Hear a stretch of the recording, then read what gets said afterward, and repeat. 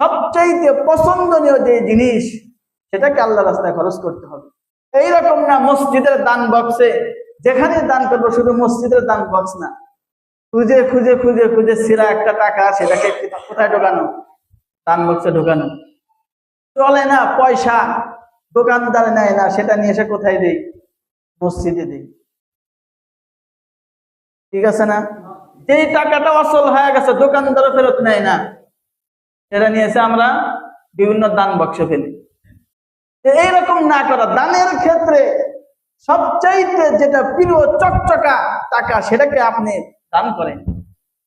কারণ আল্লাহ তাআলা বলছে, তোমাদের ভিতরে তোমরা পূর্ণতা অর্জন করতে পারবে না যতক্ষণ পর্যন্ত তোমরা তোমাদের মহাব্বতের বস্তু আমি আল্লাহ রাস্তায় খরচ না করি।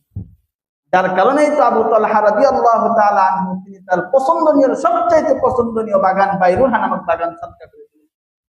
আব্দুল্লাহ ইবনে ওমর, তার ঘরে টাকা পয়সা দিনার দিরহাম সবকিছু আছে, কিন্তু তার কাছে ওই সময় সবচাইতে বেশি পছন্দ ছিল মাছ। ভিক্ষুক আসছে, তাকে সেই মাছটা দিয়ে দিয়েছে।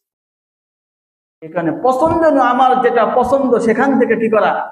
দান করা। তাহলে আমি পূর্ণ সওয়াবের অধিকারী হতে পারবো।